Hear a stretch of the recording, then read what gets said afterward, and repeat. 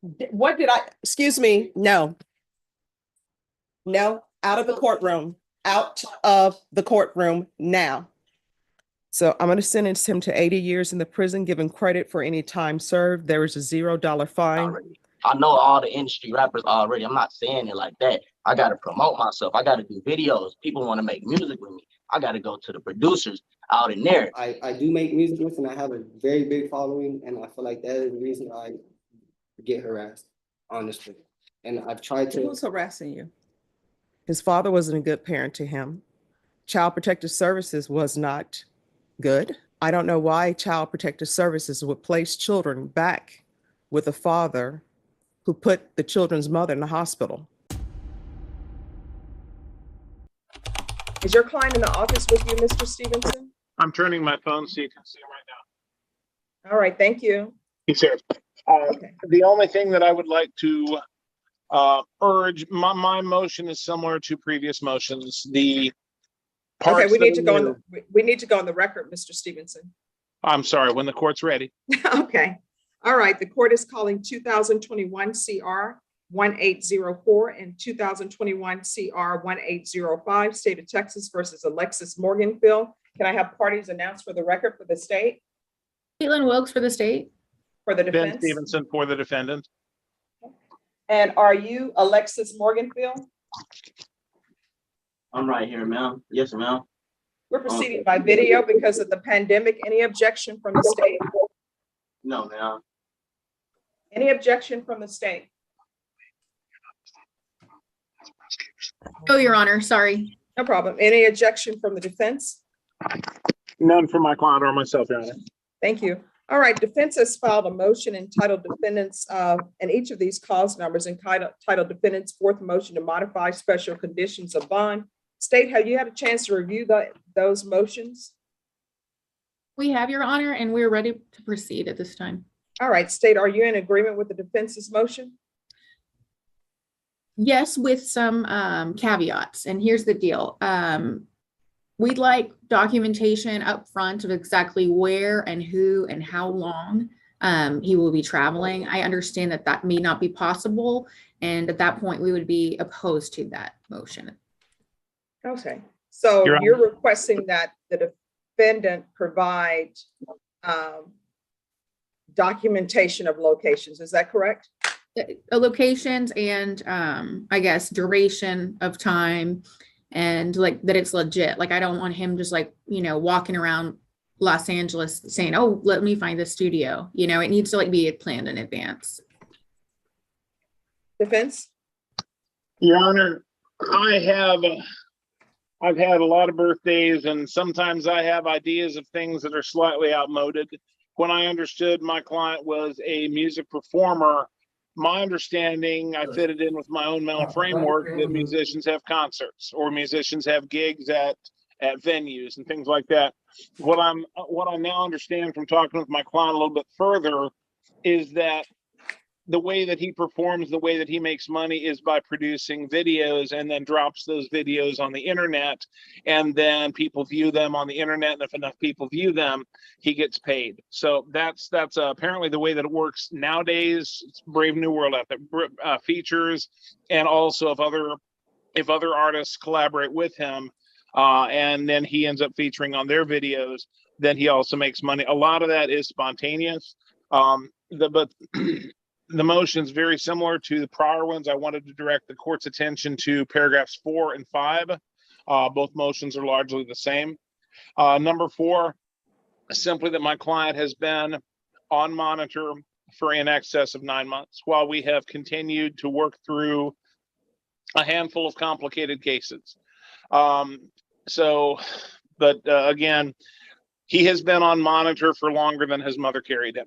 Now, number 5, he produces music videos, and there are studios that are good for this, but the ones in San Antonio, I'm understanding as I'm learning this industry, are just not very good. There are good there are starting to be good studios in Houston, but the real part of the rap music is taking place in LA. So my client will do what he can to promote himself and produce, and he's continuing to record what he can in his home using inferior equipment, but it's holding him back pretty badly. Given the fact that he has made no attempts to contact anybody regarding these cases, and the fact that he's been in compliance for over 9 months, our motion is not asking for the court to adjust his rules of partial. Our client is asking the court to simply set aside this. The court has had 9 months to see that he's not going to go where he shouldn't be. And then we're asking the court to leave in place special conditions of no contact as required by law. All right. So here's the thing with regards to Mr. Morganfield shooting videos, then he should be able to provide pretrial services with documentation and saying, I'm shooting a video and this is where I'm shooting it.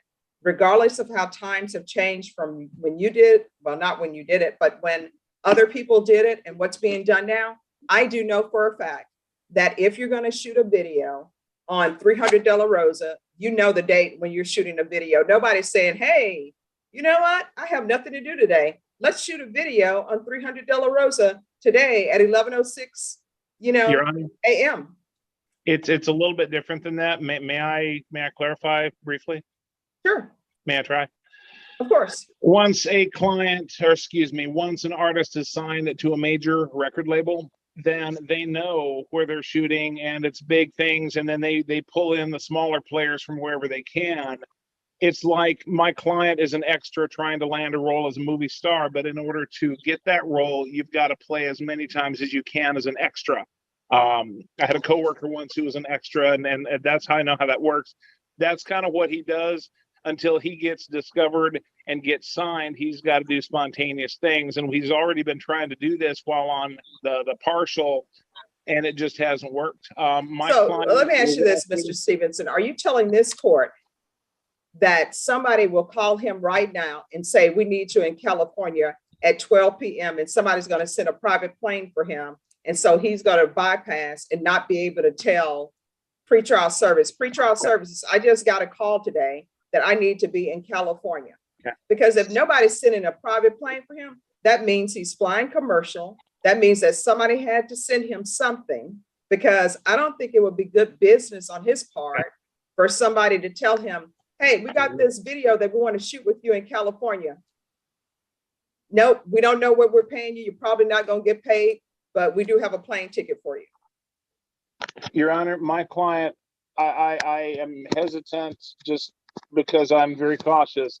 My client is asking to respectfully address the court directly. Will you allow my client to directly address you? Sure. Okay, so look, Miss George Boyd, it's not like that. I need to promote myself. I can't just steady be in the house. And hold on, right here, so you can see me. I can't just steady be in the house. And I'm not going nowhere. Hold on, I cannot hear you. Sit still, I cannot hear you. It failed. I'm sorry. So basically, like, I can't promote myself, ma'am. I'm not saying they're gonna just pull up, sign me. I would have been signed already. I know all the industry rappers already. I'm not saying it like that. I got to promote myself. I got to do videos. People want to make music with me. I got to go to the producers out in there. My cousin is Tay Made It. He's in San Antonio right now. He the biggest producer out. That's my blood cousin. You can look him up. Tavian Carter. Boom. He worked with NBA Youngboy. Okay. Okay. Boom. Let me stop you right here, Mr. Morganfield. Yes, ma'am. First of all, I understand that people want to be cool or fly or whatever the termination is today, but you're in a courtroom. So don't do like boom and my cousin Tay. And cousin Tay, that just sound up like a made up name. I'm sure his mom did not name him Tay when he was brought into this world.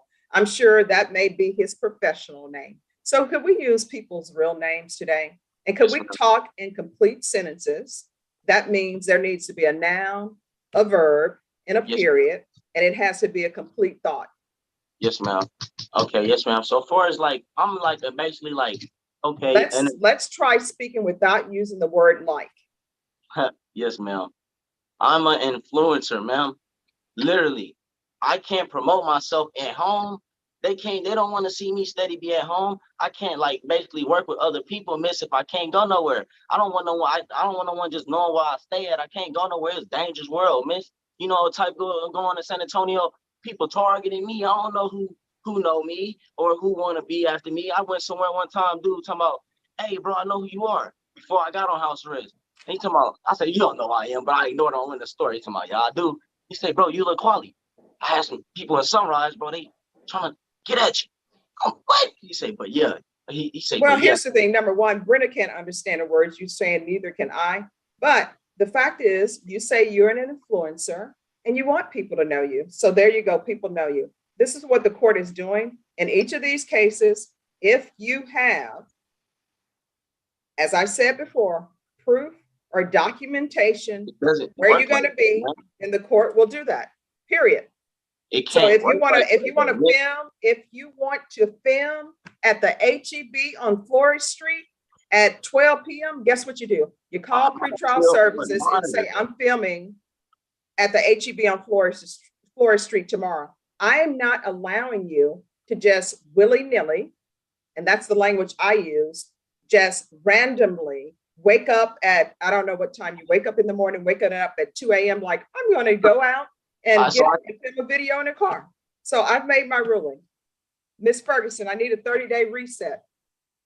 So It's going to be January 20th. That'll be for discovery.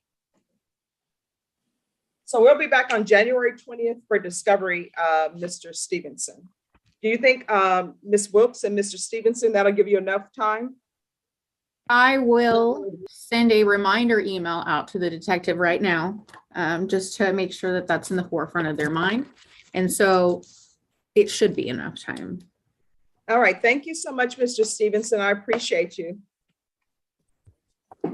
And you and your client are excused. Recommending revocation. Do you have any witnesses? Yes, Your Honor, I do, my client. All right. You want to raise your right hand? Do you solemnly swear affirm the testimony you give will be the truth and nothing but the truth, so help you God? Yes, ma'am. All right. You can lower your hand, state your name for the record. Israel Medellin Jr. All right. Defense, you may proceed. Yes, Mr. Medellin, tell the court what you do for a living. Oh, yes, miss, I make music for a living. I'm sorry, what? I make music for a living. Music, I've been doing it for 5 years. It's been helping me pay my house, take care of my family, my son, my wife. It's what I do for a living. It's how I get monthly income. It's how I pay all my bills. It's how I survive. And explain to the court who your family consists of. Me, my wife, my son, he's the third, and then I'm having a baby on the way too. All right. So let me just tell you right now, the crux of the court's question is going to be, what has he completed since he's been on probation? I didn't hear you. Oh, what has he completed since he's been on probation? Because the only thing I have before me now is the fact that he picked up an unlawfully carrying of a weapon. So what has he completed on probation? Miss, I've reported every month. I was No. reporting to Lozano. I'm just trying to get to Right. what have you done on probation? Sometimes, just a second, Slow down. take a deep breath. I'm sorry, miss. Sometimes this is what the issue is. You will have somebody come before you and maybe they have a motion to revoke and they picked up a new case. So what do I know about you? What I know about you right now is that you were placed on probation and you committed a new offense. Correct. So I'm trying to figure out, what have you been doing since you've been on probation? Everybody always comes in, and I say everybody, and 99% of the people come in, I have a baby on the way. And you know, my mindset is always, why were you not thinking about that before you picked up a new case? Or people will tell me, my mother is in the hospital, or my family member is in the hospital. And you know, my question always is, why were you not thinking about that before you pick up a new case? So I'm trying to figure out, what have you completed on probation? Were you reporting? Because your conditions of probation are to report. Were you reporting? Where? Were you reporting? Did you report on a regular basis? Yes, miss. So you've never missed reporting? No, I may have missed a date or something, but I always try to make sure I stay on top of it. I may have missed a date. Yes, I have. Here's the thing, we're not talking about maybes. My understanding, the probation officer's here. So were you reporting regularly? Yes, miss. Yes, I was. Did you ever miss reporting? No. All right. Have you completed any community service hours? I was supposed to pay them off. Yes, I was trying to pay them off. I was trying to get your permission actually to pay them Now, off. so here's the thing. You need to listen to my questions. You've been on probation since 2022. Yes, ma'am. Did you complete community service hours? No, miss. All right. Next question. Did you complete parenting classes? I completed one of them. Yes, miss, I did. No.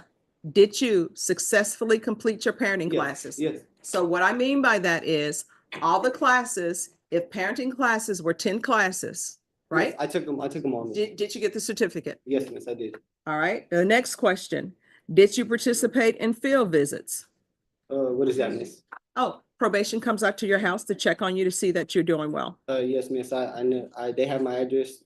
I never, I don't know how that goes. They never contacted me to go to my house, but they have my address where I live at. All right. So counsel, Yes, any other questions? yes. Are you on medication? Yes, yes, miss. Also there, I do have a medicinal marijuana, license. And I know I have came out positive for marijuana, but I get prescribed THC oils. And that helps me with my insomnia, my PTSD, and it helps me stay asleep at night. That's the only reason I have positives on there. He should have been on in my opinion, Judge, a mental health doctor.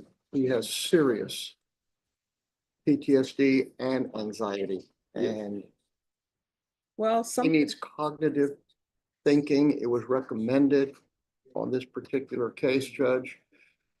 And I couldn't agree more. Getting him well, did he to, take the MRT? Because that was one of his conditions. What is that, miss? I'm sorry. Oh, to help you make better decision. better decisions, to help you realize the correct moral choice. For example, not to pick up an unlawfully carrying of a weapon because you're on probation. No, miss, I don't think I took it. I Okay. don't think so. I don't think so. I don't recall. Okay. It's been a while, miss. They, Atascosa County did sit me down for 7 months, so that is a reason why I may have not been reporting, or I didn't have no reports from August 4th to February 12th. I was incarcerated in Atascosa County last year. But everything before that, miss, I had been reporting every month. I had been taking my UAs every month, miss. I had been complying and trying to get this out the way, miss. Like I said, I have a family I take care of and rely on me so much. And I just found out I have another baby on the way. It's not nothing I wasn't thinking about. I just found out, miss, and it's just, it's news that's. Well, everybody knows, expected. everybody knows how babies come to be. No, yes, miss, I understand that. I'm just saying, like, I wasn't aware of it. I'm not trying to continue to live my life like this. I do have a family that depends on me a lot, and I'm just trying to get out there and show them I can do right. My son depends on me a lot, He's and a I'm just, very talented singer, musician, Yes. makes music, writes music. He's very creative, Judge, but he's got some mental issues. Mhm. and I do make music, miss, and I have a very big following, and I feel like that is the reason I get harassed, honestly. And I've tried to. Who's harassing you? Was probation harassing? Because all they wanted you to do was report on a regular basis. No, miss, it's not probation. It's not All they probation wanted at you to all. do was the MRT. And here's the thing, you have been on probation since 2022. Yes, And miss. everybody knows if people successfully complete their probation, normally, I would say about 90% of the time, if they complete everything and they ask for early termination, I usually give it to them. No, I understand, miss. It started off rough for me. I can't lie. It started off rough for me because I wasn't used to probation. I wasn't used to people telling me what to do and how to do it. So it was new to me, miss, but it's something that I know I can get done. How far Especially, did you finish school? I went all the way to 11th, 12th grade. All the way to the 11th. Yes, all the way to 11th grade. I went to 11th grade, miss, and that's honestly something I'm working on right now too. Is I have my GED in the works. I need to finish. I think I need to get 3.5 more credits, and I'm done with my GED too. Mhm. All right, any questions? Any No, more ma'am. questions? No, ma'am. State any questions? There we are. All right. Is the probation officer here? Yes, sure. All right, if you'll come forward, please. So put your back against, Hi, thank you so much for waiting patiently.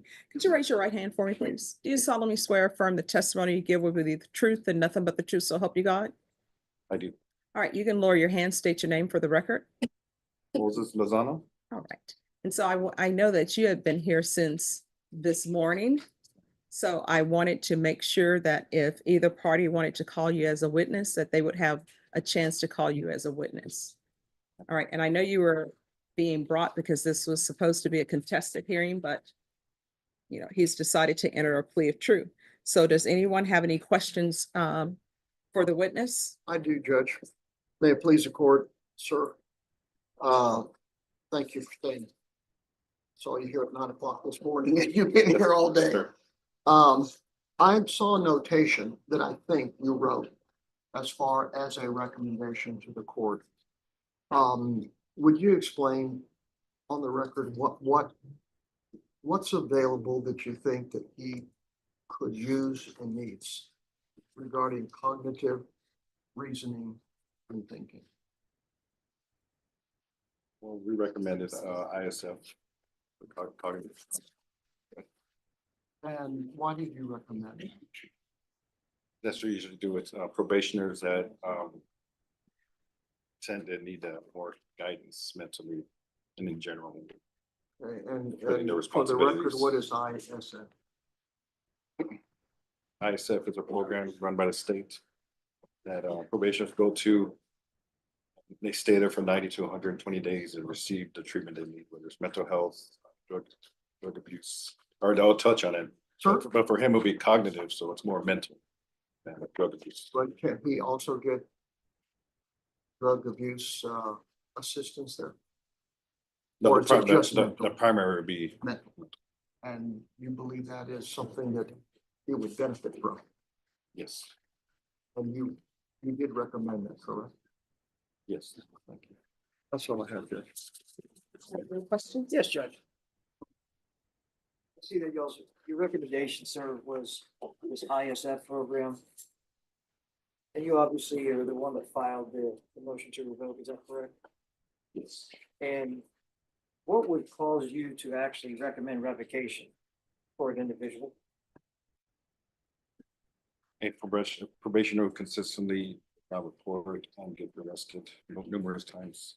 However, it's always up to my manager. So- Motion to revoke.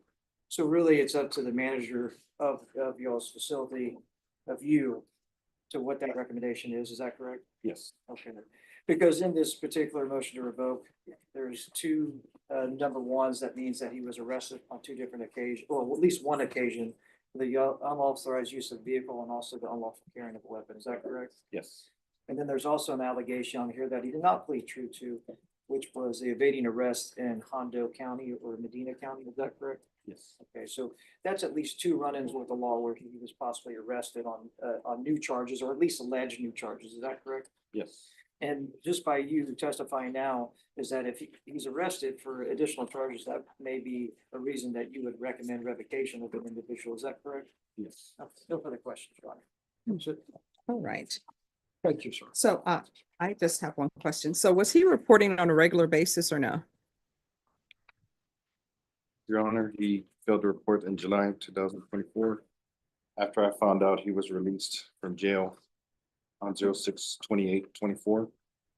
I attempted to call him to report. Made no contact. All right. Does anyone have any follow-up questions related to that? So his failure to report was because he was in custody? Or do you know? I do know between the months of February 24 and Yes, sir. June, he was incarcerated. And obviously, He couldn't report.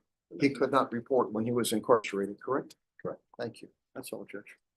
Just one question. He was Yes. not in custody in July 2024. No. Okay, thank you. All right. Thank you. Thank you. Thank you. Thank you, sir. All right. Anything else? That's all, Judge. All right. This is what the court is going to do. As previously stated, the court is finding violation of condition number 1 true. The court will take in consideration 713-157, 2023 CR 9587. The court is going to find you guilty and the court is going to grant the motion. Does anyone wish to speak to time? Judge, he has served time for the offense that he has pled true to. And I respectfully submit that time will not help him mentally or emotionally or financially. And he is young. He's still somewhat immature. And he has responsibilities. He's acknowledged. And he's, as I say, Judge, very talented, very creative, and he works very hard at what he does. Yes, ma'am.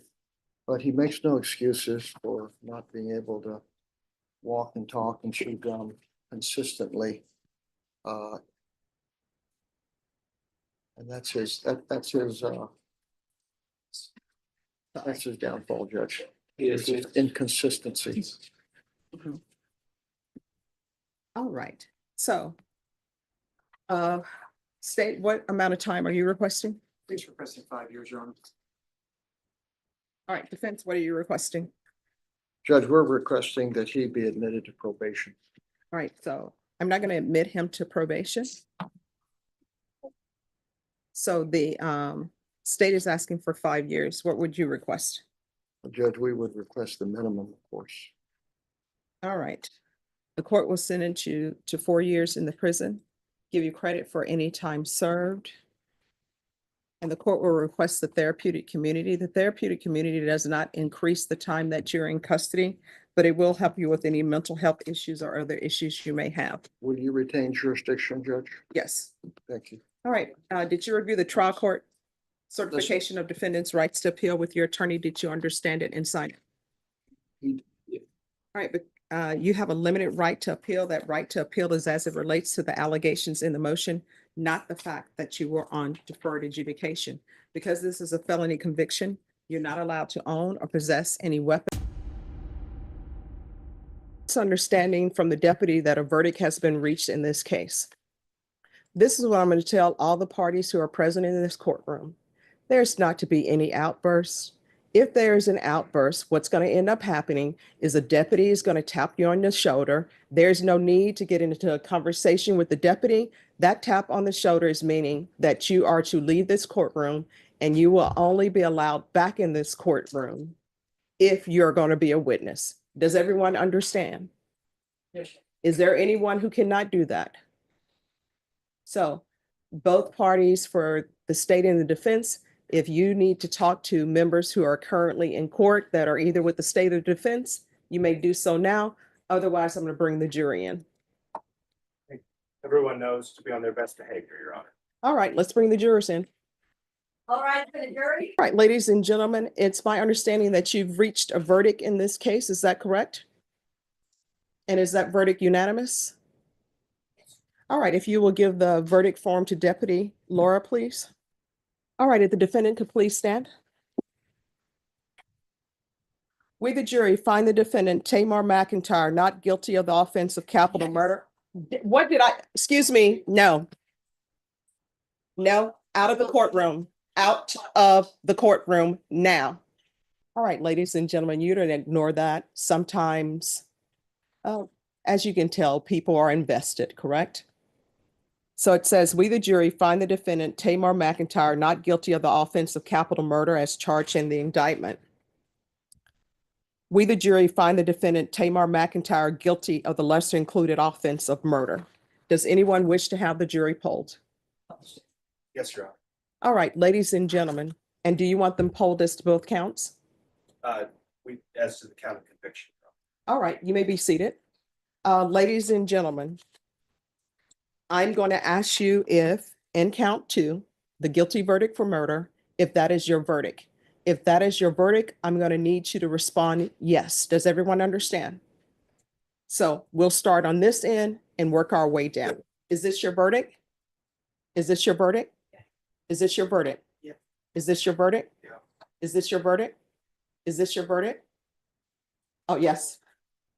All right. Back row. Is this your verdict? Is this your verdict? Is this your verdict? Is this your verdict? Yes. Is this your verdict? Is this your verdict? All right, ladies and gentlemen, what's going to happen now is I'm going to allow you all to have your recess for lunch, and then we'll begin the second phase of the trial. All right, everyone, please rise for the jury. How old are you? 27. And do you know Tamar McIntyre? Yes, sir. How do you know him? That's my brother. Is he your older brother, younger brother? Younger. How many years separate you two?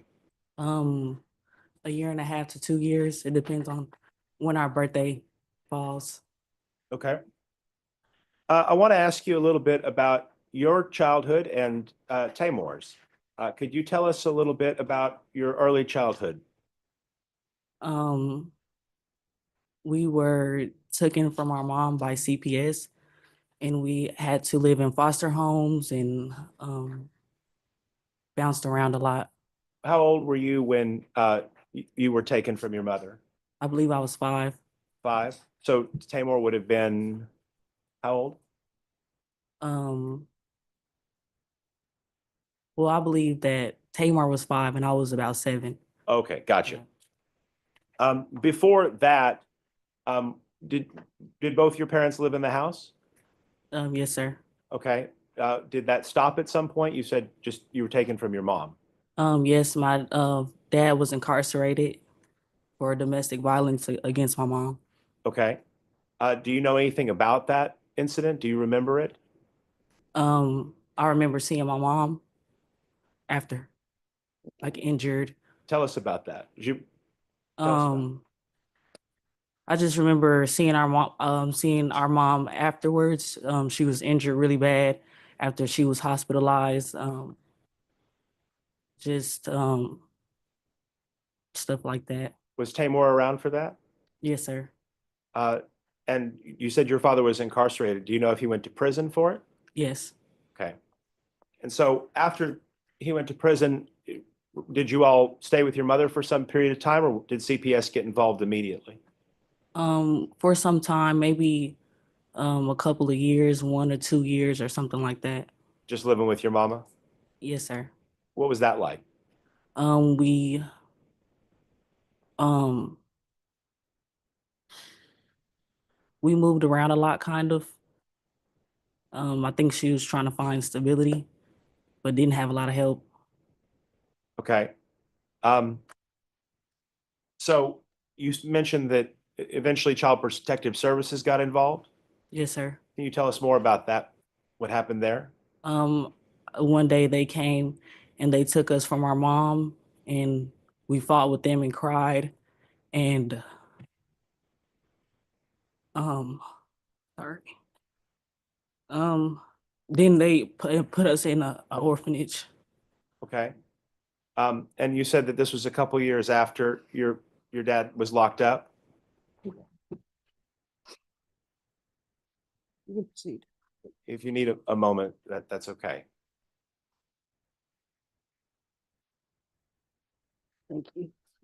So how old do you think you were when you went to the orphanage? Um, I think Tamar was 5 and I was about 7. That's when they took us from our mom. When they took you from your mom? Okay. And was that orphanage in Texas or was that someplace else?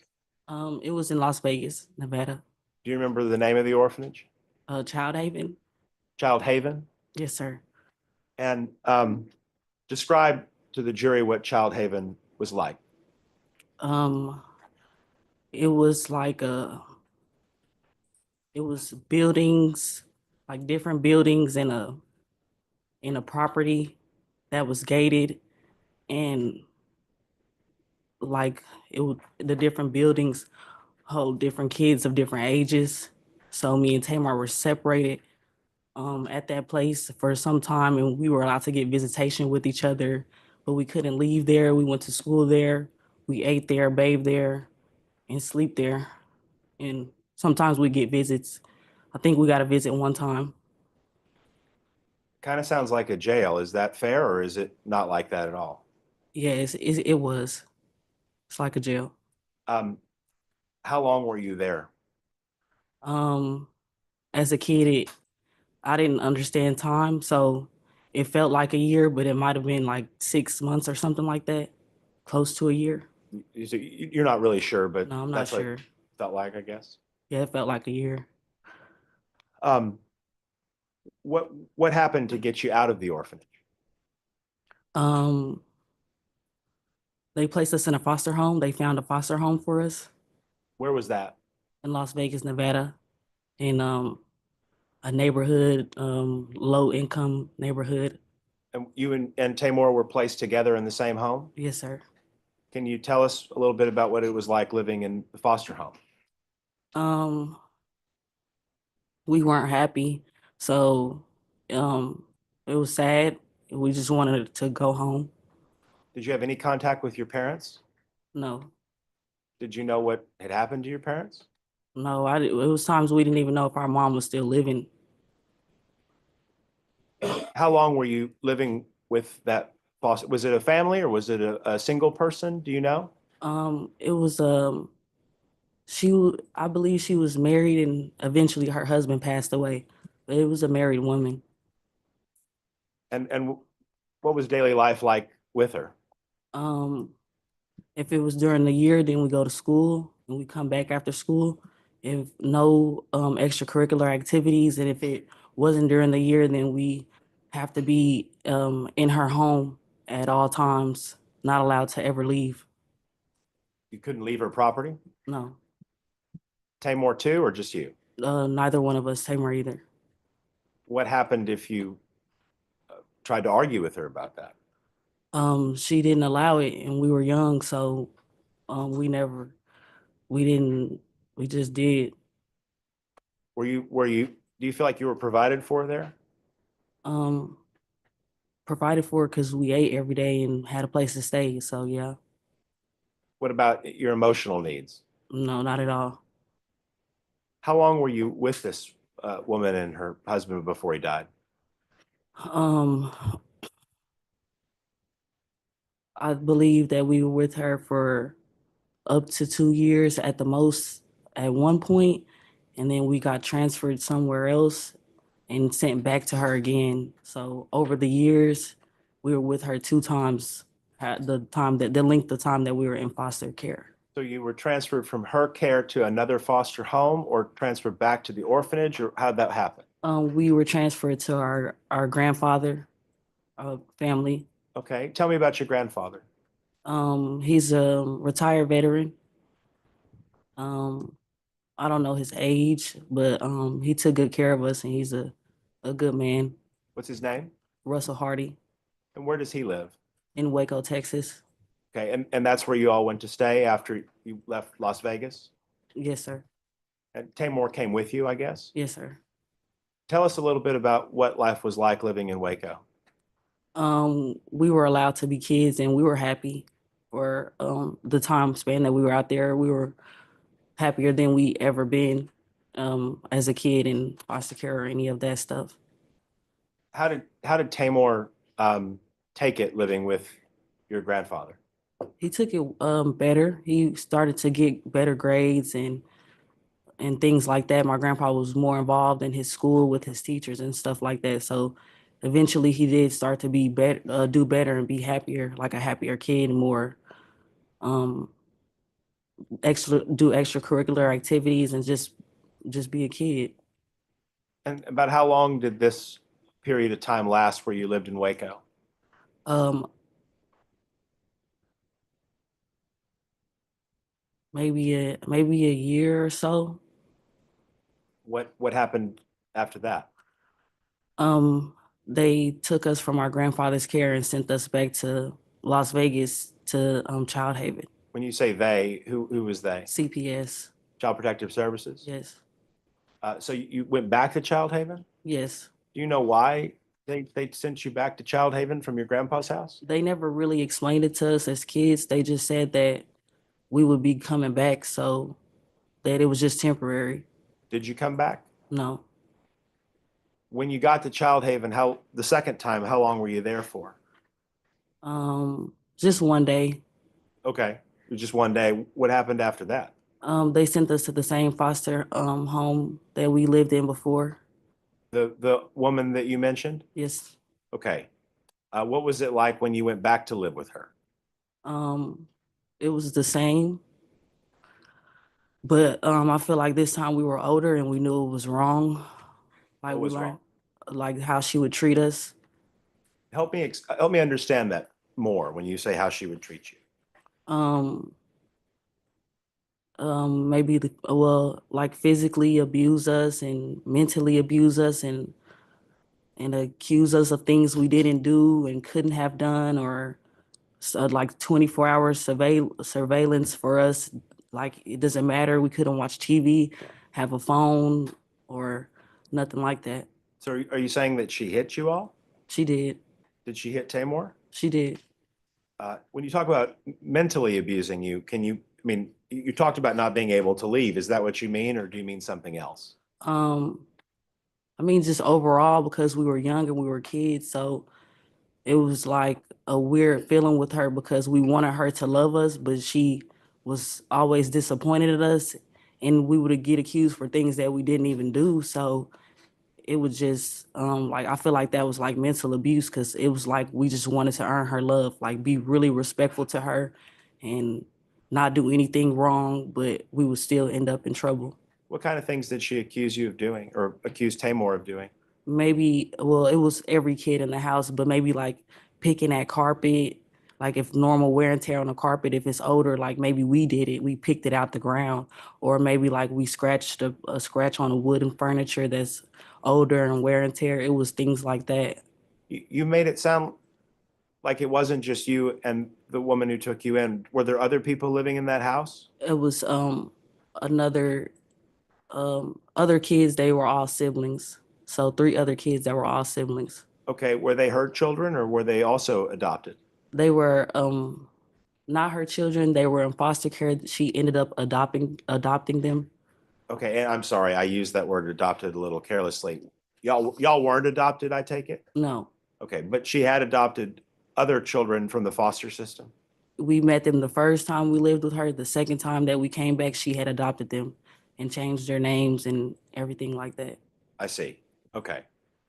So how long did this last where you were back with the lady in Las Vegas? Um, not I don't want to say it was a year. Okay. I don't want to say it was a year. During that time period, did you have contact with any of your biological family? This time we were allowed to occasionally talk to maybe our grandfather or our uncle visited us before one time. And so yeah, this time we were able to talk to family sometimes. Yeah, Were you able to talk to your mom and dad? not my mom, but my dad. Well, I don't even not even my dad. Maybe if I received a letter, but I don't think so ever. Not Okay. in her care. Um, so you said that you were there with this woman again for about a year? Is that The second time I feel like it was less than a year. less than a year? Okay. What happened after that? We ended up telling a social worker about her treatment the last time we lived with her and how it was still going on this time. Because this time they let us have different type of workers that come and talk to us or take us somewhere to a park or anything. So this time we got closer with our workers and we let them know like everything that had been going on. So they switched us foster homes. Okay. So the second time around, there were some social workers to oversee what was going on? Right. Okay. And based upon what you told to the social worker, what happened?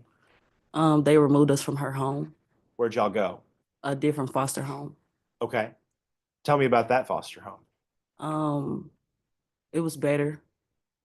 We lived there until we were not in foster care anymore Where was that other foster home? in Las Vegas, Nevada. Okay. And do you all have any connection to Las Vegas, Nevada, besides that they took you to Child Haven and that's where you got put into the foster system? No, Okay. No relatives, no distant relatives? no. Okay. So you said that you lived with the second foster family until you were taken out of the foster system. What happened there to get you out of the foster system? Our dad got out of prison and we were released into his care And where was your dad living when he was released from prison? in Arlington, Texas. Okay. So that's where y'all went? Yes, sir. Tell me about what it was like to go to be with your father at that time.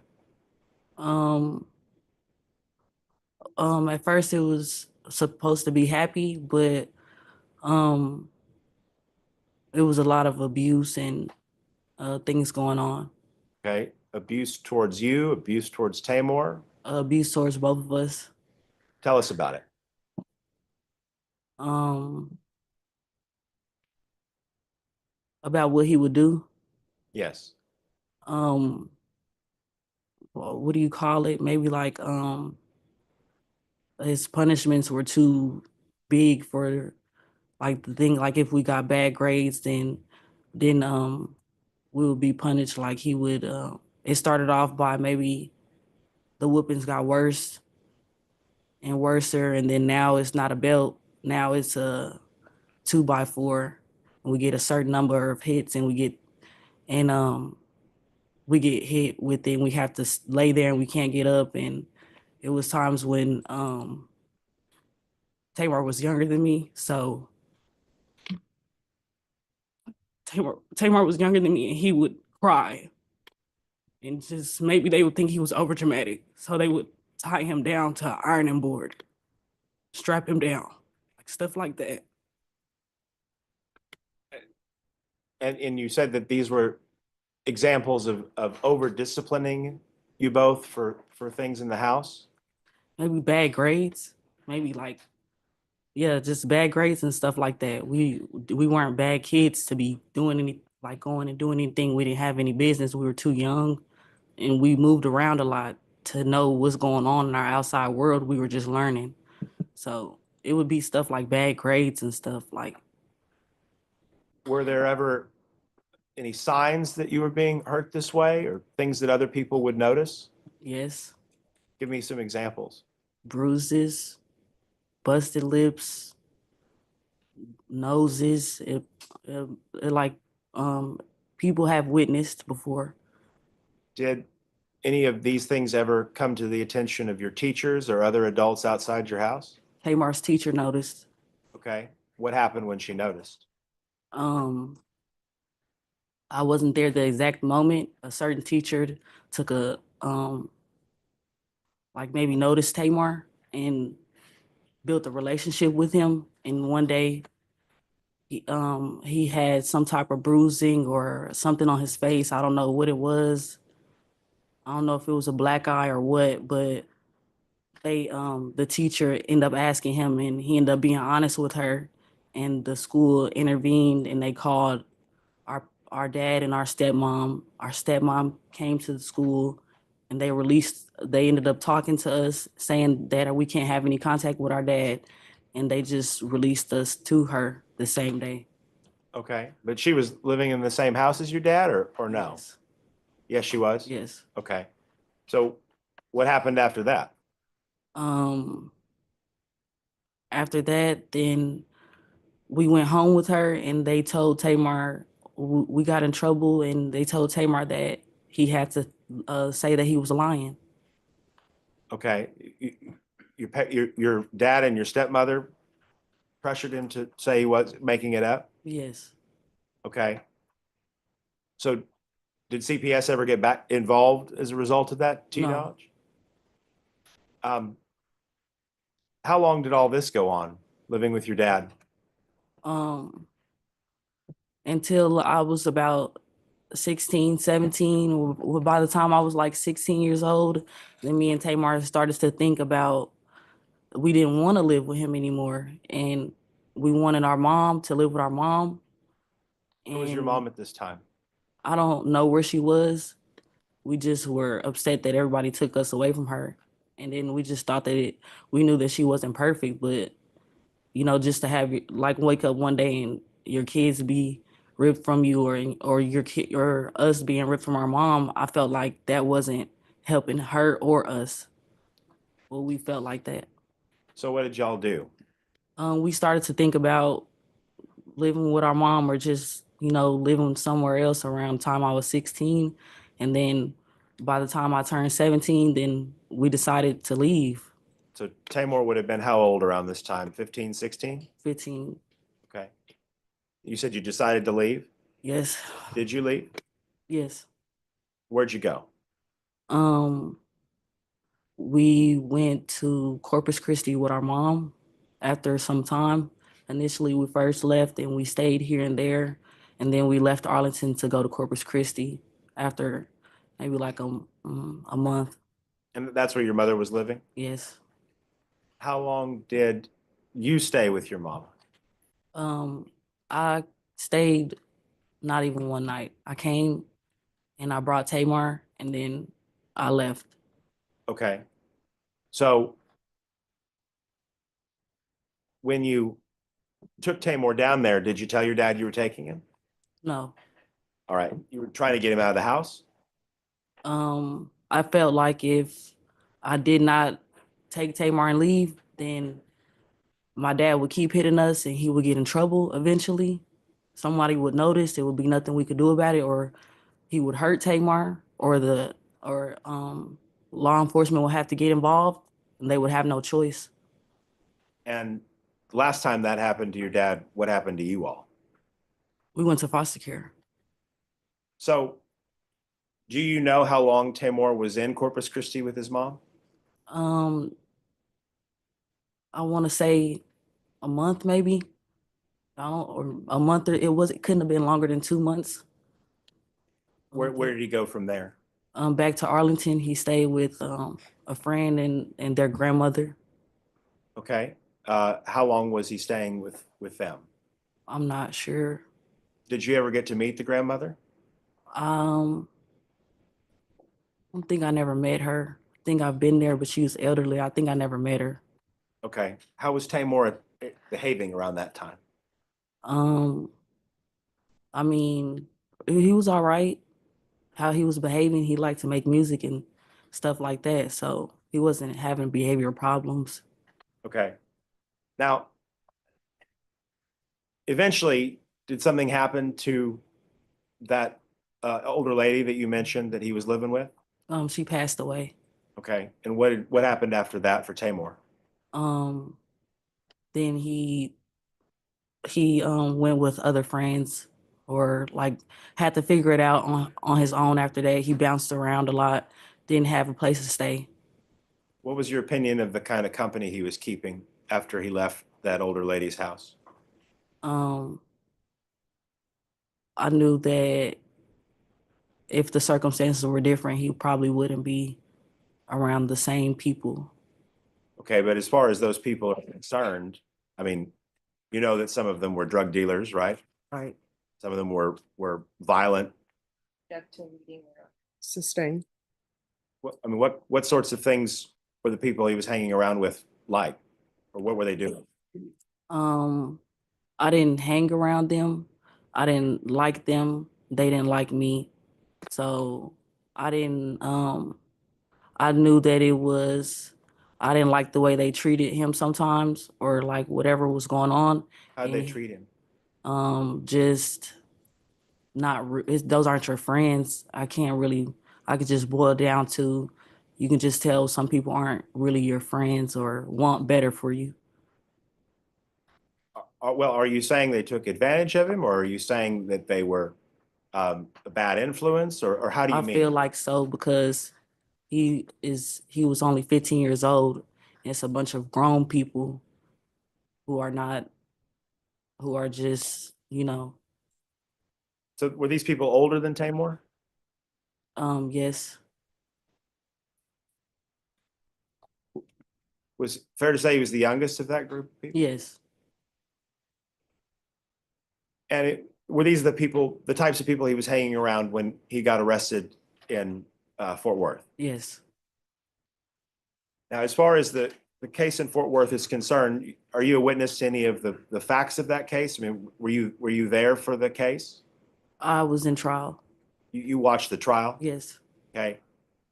Do you know what they're accusing him of doing specifically was?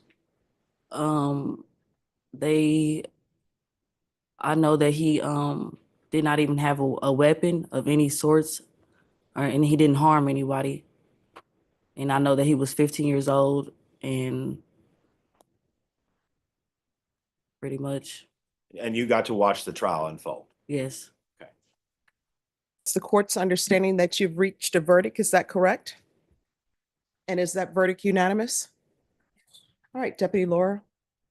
All right.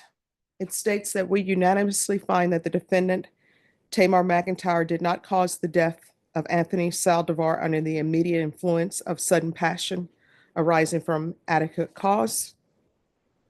It states that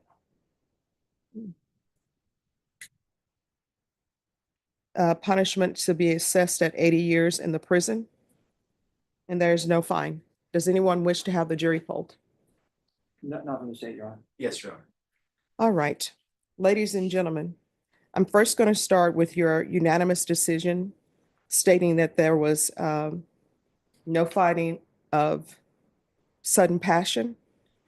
If that is your verdict, I'll need you to respond yes. Does everyone understand? Just one moment, counsel. Just give me one moment. Mr. McIntyre, I want you to know that I listened to all of the evidence in punishment and thought about whether or not your sentence should be stacked.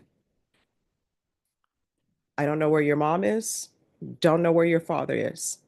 I know that you had a rough childhood. And I do know that these offenses occurred when you were very young.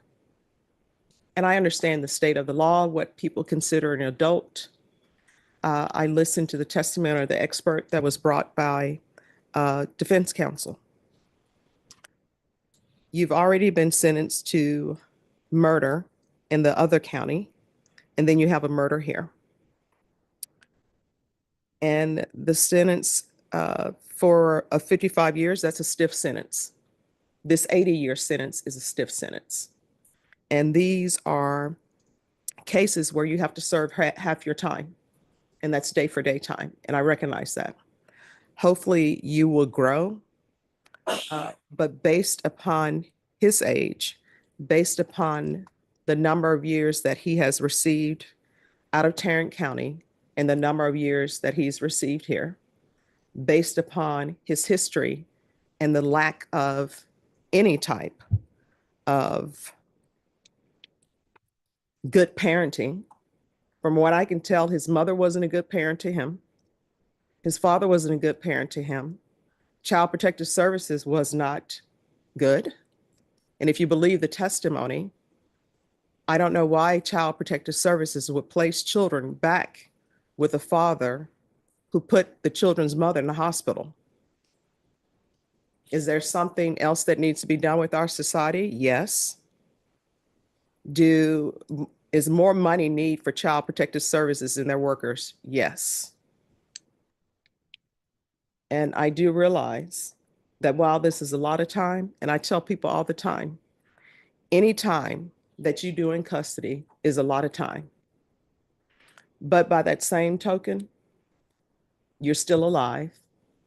And what the state has said is true. You're still alive. You can still better yourself.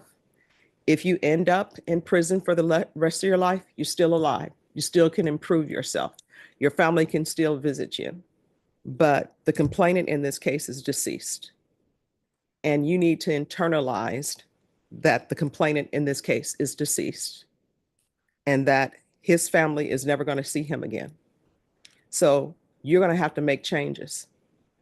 And you're going to have to remove people from your life who are not a benefit in the means of making you a better person. And I do understand that sometimes people will go to prison, they join gangs because you need protection, because you're there by yourself, you're young, but you're going to have to make better choices. Do you understand? Yes, ma'am. So I'm going to sentence him to 80 years in the prison, give him credit for any time served. There is a $0 fine. This will run concurrent with 1511547D. And is there any, I don't know if there's any restitution? Cindy.